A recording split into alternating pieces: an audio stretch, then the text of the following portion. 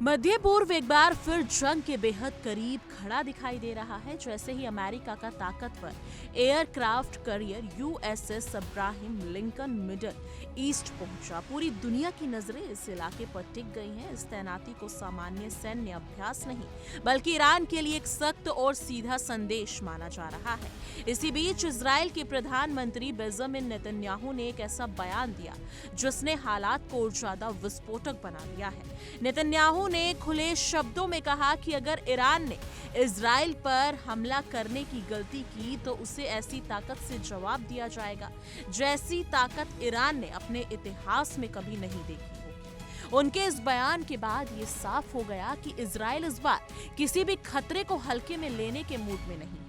USS Abraham Lincoln कोई साधारण युद्धपोत नहीं है, बल्कि अमेरिका की सैन्य शक्ति का चलता फिरता प्रतीक माना जाता है। ये एक न्यूक्लियर पावर्ड एयरक्राफ्ट करियर है जिन पर दर्जनों अत्याधुनिक फाइटर जेट, हेलीकॉप्टर और हजारों सैनिक तैनात रहते हैं। जब अमेरिका किसी क्षेत्र में इस तरह का करियर स्ट्राइक ग्रुप भेजता है तो उसका मतलब सिर्फ निगरानी नहीं होता बल्कि एक संकेत होता है कि अमेरिका हर तरह की सैन्य कार्रवाई के लिए पूरी तरह तैयार है। मिडिल ईस्ट में इस करियर की मौजूदगी ने ईरान, इजराइल और आसपास के तमाम देशों की चिंताएं बढ़ा दी हैं। जी हाँ, क्योंकि इतिहास गवाह है कि जहां जहां अमेरिकी एयरक्राफ्ट करियर तैनात हुए हैं वहां हालात जल्दी ही जंग की ओर बढ़े हैं। इजरायली प्रधानमंत्री नेतन्याहू का बयान इसी बढ़ते तनाव की सबसे बड़ी मिसाल है।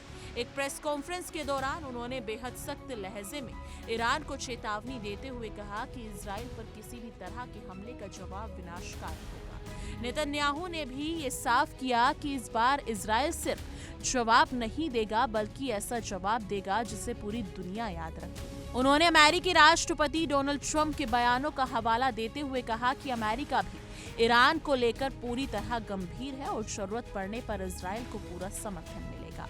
नेतन्याहू की ये टिप्पणी ऐसे समय पर आई है जब मिडिल ईस्ट पहले से ही कई मोर्चों पर सुलग रहा है और एक छोटी सी चूक पूरे क्षेत्र को युद्ध में झोंक सकती है। अमेरिकी राष्ट्रपति डोनाल्ड ट्रंप की भूमिका भी इस पूरे घटनाक्रम में बेहद अहम मानी जा रही है। ट्रंप ने साफ कहा है कि अमेरिका के पास ईरान के खिलाफ इस्तेमाल करने के लिए एक विशाल और बेहद ताकतवर बेड़ा मौजूद है।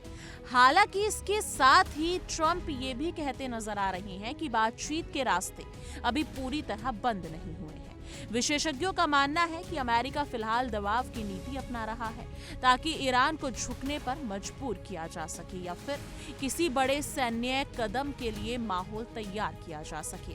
ट्रंप की ये दोहरी रणनीति एक तरफ धमकी और दूसरी तरफ बातचीत की स्थिति को ज्यादा जटिल बना रही है। ईरान ने भी अमेरिका और इजराइल की धमकियों का जवाब बेहद कड़े शब्दों में दिया है। तेहरान ने साफ तौर पर कहा कि वो किसी भी तरह के खतरे का सामना करने के लिए पूरी तरह तैयार है और अगर उस पर हमला किया गया तो उसका असर सिर्फ ईरान तक सीमित नहीं रहेगा बल्कि पूरा क्षेत्र आज शांति की आग से झुलस सकता है। ईरान के पास लंबी दूरी की बैलिस्टिक मिसाइलें, अत्याधुनिक ड्रोन और तकनीक और क्षेत्र में मौजूद उसके सहयोगी गुट हैं जो किसी भी संघर्ष को बेहद खतरनाक बना सकते हैं।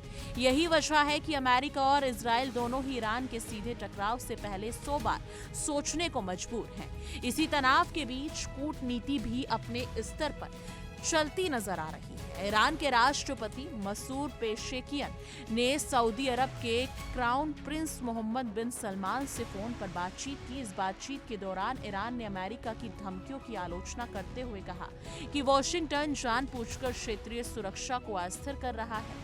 ये फोन कॉल इस बात का संकेत है कि मध्य पूर्व में सिर्फ हथियारों की ही नहीं बल्कि पर्दे के पीछे कूटनीतिक चालों की भी एक बड़ी लड़ाई चल रही है जिसमें हर देश अपने हित साधने की कोशिश कर रहा है।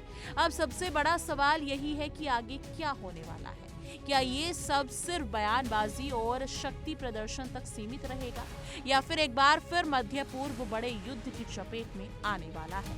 अगर इजराइल और ईरान के बीच खुली जंग होती है तो अमेरिका सीधे तौर पर इसमें शामिल होता है। तो इसका असर सिर्फ इस क्षेत्र तक सीमित नहीं रहेगा, बल्कि पूरी दुनिया की अर्थव्यवस्था, खासकर तेल की कीमतों और वैश्विक बाजारों पर इसका गहरा प्रभाव पड़ेगा। भारत जैसे देशों के लिए ये स्थिति चिंता का विषय होगी, क्योंकि मध्य पूर्व भारत की ऊर्जा सुरक्षा और लाखों भारतीयों की रोजी रोटी से जुड़ा हुआ है। फिलहाल हालात बेहद नाजुक हैं और हर नया बयान, हर सैन्य तैनाती दुनिया की धड़कनें बढ़ा रही है। ये कहना मुश्किल है कि आने वाले दिन शांति की तरह ले जाएंगे या फिर जंग की ओर, लेकिन इतना तय है कि मध्य पूर्व एक बार फिर इतिहास के ऐसे मोड़ पर खड़ा है जहां से आगे जाने का रास्ता पूरी दुनिया की किस्मत तय कर सकता है। लेकिन इस मुद्दे पर आपकी क्या कुछ राय है? कमेंट सेक्शन में अपनी राय जरूर साझा कीजिएगा।